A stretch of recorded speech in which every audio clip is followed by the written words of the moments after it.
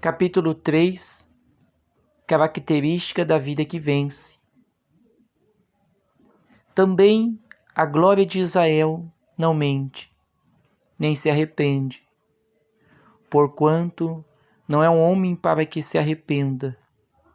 1 Samuel 15, 29.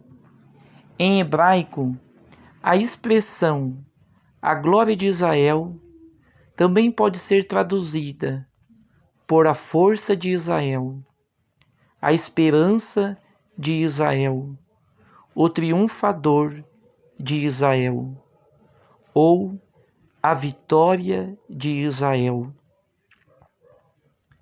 Que é a vitória? Na Bíblia, a palavra vitória é mencionada pela primeira vez em 1 Samuel 15, 29, onde é dito que a vitória não mentiria, nem se arrependeria. De fato, a vitória é uma pessoa. Uma coisa não é uma pessoa. Um assunto também não é uma pessoa. Mas a vitória de Israel é uma pessoa. A vitória não é uma coisa ou uma experiência, nem é um assunto. É uma pessoa. Todos sabemos quem é essa pessoa. É Cristo. Numa mensagem anterior, disse-lhes que a vitória não é algo que provém de nós. Não é nossa experiência, mas uma pessoa. A vitória não depende do que somos, mas do fato de Cristo viver em nosso lugar. É por isso que a vitória que temos não mentirá, nem se arrependerá. Agradecemos ao Senhor e o louvemos, porque a vitória é uma pessoa viva. Nesta mensagem, examinaremos o que é a vitória. Precisamos examinar as características da vida que vence. A Bíblia nos mostra muitas características da vida vencedora. Não conseguiremos enumerá-las todas nesta mensagem. Apenas mencionaremos 5 delas. Glória a Deus. Então, estamos aqui trazendo o capítulo 3 e a introdução começa falando de 1 Samuel 15, 29, que nos traz que a vitória de Israel era uma pessoa, e essa pessoa era Jesus Cristo. E esse capítulo 3 nos vai trazer 5 características desta vitória, 5 características da vida que vence. Então vamos começar pela a primeira característica dessa vida, uma vida substituída. A primeira característica é uma vida substituída e não uma vida modificada.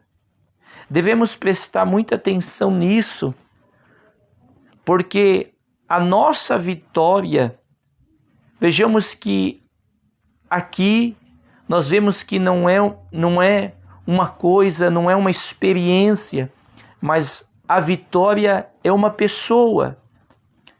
A vitória de Israel era uma pessoa. E se nós entendemos quem é a nossa vitória, então nós somos vitoriosos. Vamos ver então o significado dessa vida. Uma vida substituída e não uma vida modificada. Irmãos, a vitória se relaciona com uma vida substituída e não com uma vida modificada. Vejamos aqui nessa introdução, nós percebemos que a vitória é uma vida substituída e não uma vida modificada. A vitória não significa que alguém se corrige, mas é substituído por outro. Todos estamos familiarizados com Gálatas 2, 19 e 20, que diz: estou crucificado com Cristo. Logo, já não sou eu quem vive, mas Cristo vive em mim. E esse viver que agora tenho na carne, vivo pela fé no Filho de Deus. Qual é o significado desse versículo? Significa que nossa vida é substituída. Nossa vida já não está na esfera do eu, já não tem nada a ver conosco. Não se trata de um eu, mas convertido em um eu, em um eu bom, nem de um eu sujo mudado em um eu limpo. O que se diz é: já não sou eu. O erro mais grave que cometemos hoje é pensar que a vitória supõe um progresso e que a derrota indica uma ausência de progresso. É por isso que pensamos que tudo irá bem se não perdemos a paciência, ou sempre que tenhamos uma comunhão íntima com o Senhor, achamos que se temos essas coisas venceremos, mas devemos lembrar que a vitória não tem nada a ver conosco. Não temos nenhuma participação nessa vitória. Vejamos que às vezes nós pensamos que a nossa vitória é nós mesmos ir modificando ela, melhorando ela gradualmente. Mas a vitória não é uma modificação, é uma substituição. É quando nós saímos de cena e outra pessoa entra em cena na nossa vida.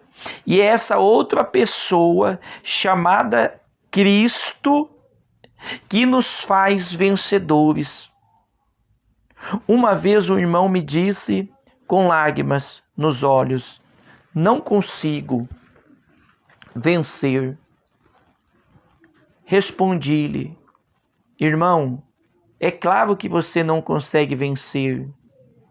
Ele acrescentou: não sou capaz de vencer e nada posso fazer a esse respeito. Sendo assim, eu lhe disse: Deus não tem a intenção de que você vença por sua própria conta. Não é a intenção dele que o mau gênio que você tem seja mudado por uma personalidade calma, nem que sua obstinação torne-se mansidão. Deus não tem a intenção de mudar sua tristeza em gozo. A maneira de Deus agir é fazer uma substituição da sua vida por outra. Isso não tem nada a ver com você. Vejamos que este ponto é muito importante, porque se você não entender que não é você quem vence, você sempre vai estar tentando vencer. Você luta, luta, luta para poder vencer, mas você não consegue. Então você fica frustrado, fica triste, decepcionado com você mesmo, mas você não entende que não é você quem vence. Deus não tem a intenção de que você vença. Quem vai vencer é Jesus Cristo. Uma irmã dizia: para outros é fácil vencer, mas para mim é muito difícil. Meu gênio é pior que o de qualquer um. Meus pensamentos são mais impuros que os dos demais. Minha natureza é pior que a dos outros. Não consigo controlar-me. Respondi-lhe: você tem razão. Não apenas é difícil que vença, é impossível que consiga. Se você é uma pessoa que está lutando, dou esta paradinha aqui nesse estudo, porque se você é uma pessoa que está lutando, e você deve lutar para compreender que você não vai vencer. E quando você compreende que você não vai vencer, então você vai chegar ao entendimento de que só Cristo pode vencer aquilo que você não consegue, que é o que está acontecendo aqui. Vejamos que você crê, por acaso, que se alguém for um pouco mais honesto, simples ou com personalidade calma, será mais fácil para ele vencer? Nunca. Por um lado, ainda que uma pessoa mude e torne-se mais amável, mais santa, mais perfeita, de qualquer maneira tem de ser eliminada. Cristo tem de entrar antes que ela possa vencer. Por outro lado, mesmo que ela seja mais vil, mais perversa, mais imperfeita que todos, ainda vencerá. Se abandonar o seu eu e deixar que Cristo entre, um homem iracudo e moralmente corrupto precisa crer no Senhor Jesus. É um homem que tem um bom temperamento e é muito correto, também precisa crer no Senhor Jesus. Da mesma forma, não apenas os iracudos e os imorais precisam da vitória, mas também os que têm bom gênio e são corretos.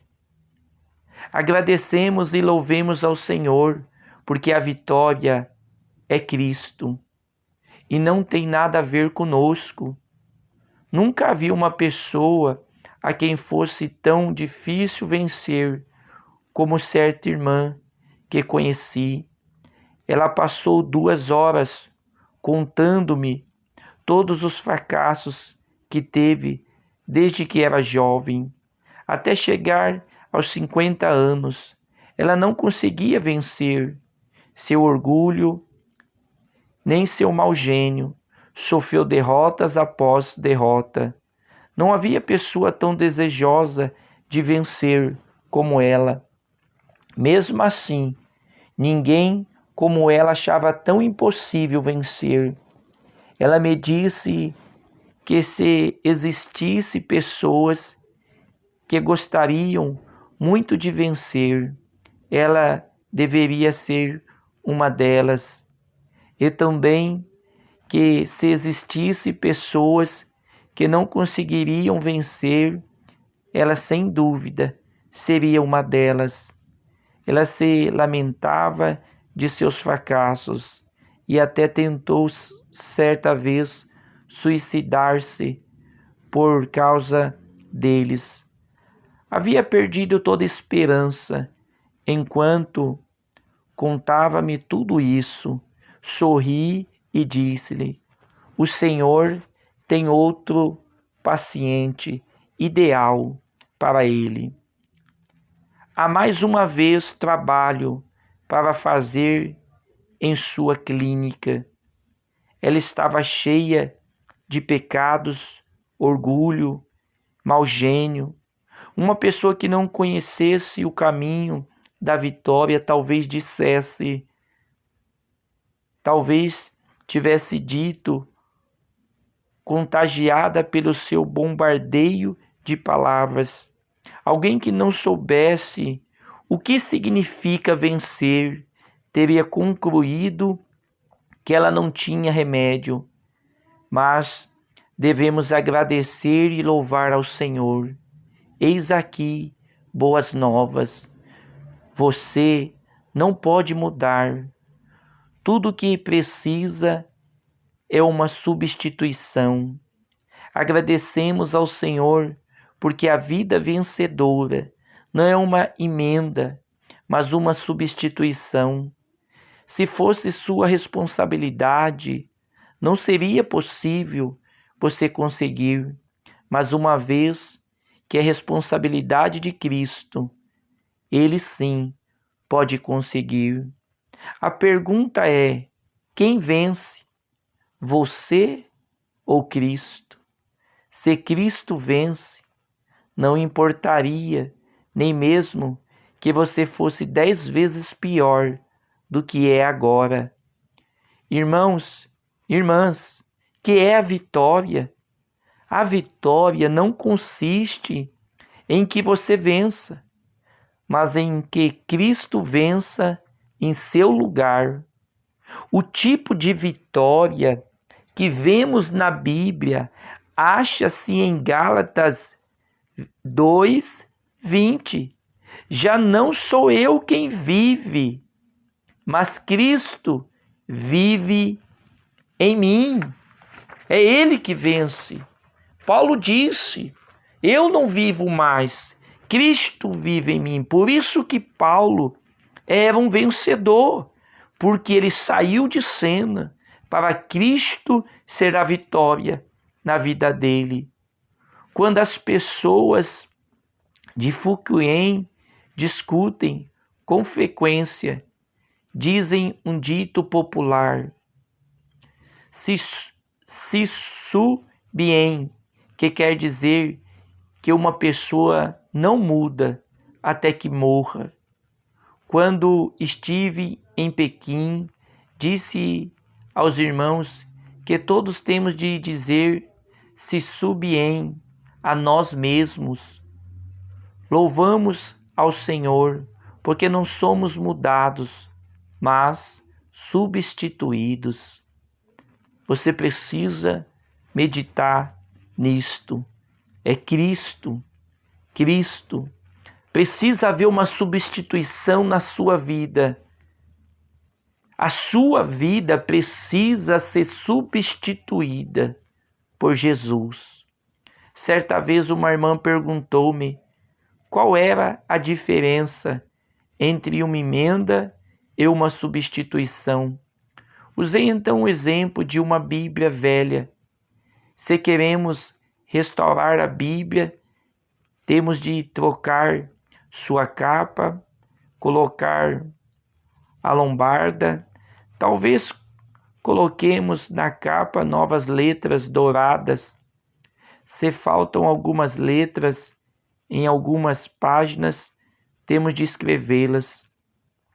Se as partes borradas, temos de retocar as palavras originais. Depois de muitos dias, muito trabalho, ainda não estaremos seguros de que a tenhamos restaurado adequadamente. Mas, se a substituímos por uma nova, isso poderia ser feito em 1 segundo. Tudo o que você precisa fazer é dar-me a que está danificada, e eu lhe darei uma boa. Então tudo está feito. Deus nos deu seu Filho. Não precisamos esforçar-nos, uma vez que tenhamos feito a substituição. Tudo fica resolvido, oh glória! É isto mesmo. Permitam-me dar-lhes outro exemplo. Há alguns anos comprei um relógio. A empresa que o vendeu dava 2 anos de garantia, mas o relógio ficava mais na loja do que comigo. Depois de alguns dias, o relógio quebrava e tinha de ser devolvido ao relojeiro para que eu o consertasse. Isso aconteceu várias vezes. Tive de ir ao relojeiro 1, 2, 10 ou mais vezes. Por fim fiquei exausto. O relógio havia sido consertado incontáveis vezes, mas nunca ficou bem consertado. Perguntei à empresa se poderia trocá-lo por outro. Eles responderam que não podiam fazer isso. Somente ofereciam-se para consertá-lo. Mas o relógio nunca ficava bom. Fiquei tão esgotado que finalmente disse-lhes: fiquem com o relógio. A maneira humana de agir é um constante conserto. Durante os 2 anos que tive o relógio, ele esteve em constante conserto. Na maneira humana não há substituição, há apenas conserto. Ouça isto. Sabe, se você ficar tentando consertar aquilo que está errado em você, você nunca vai conseguir. Mas se você substituir a sua vida pela vida de Cristo, então você terá vitória. Mesmo no Antigo Testamento, podemos ver que Deus não conserta, nem remenda, mas substitui. Lá em Isaías 61:3 diz: e a pôr sobre os que em Sião estão de luto uma coroa em vez de cinzas, óleo de alegria em vez de pranto, veste de louvor em vez de espírito angustiado, a fim de que se chamem carvalhos de justiça, plantados pelo Senhor para a sua glória. O método de Deus consiste em substituir. Deus não modifica as cinzas, mas as substitui por uma coroa. Ele não muda o pranto, mas o substitui por alegria ou glória. A maneira de Deus nunca é modificar a ação, mas substituição. Agradecemos e o louvemos ao Senhor. Nós não temos conseguido mudarmos em todos estes anos. Agora, Deus está fazendo uma substituição. É isso que significa santidade. Esse é o significado da perfeição. Esse é o significado da vitória. Essa é a vida do Filho de Deus. Aleluia! De agora em diante, a mansidão de Cristo torna-se a minha mansidão.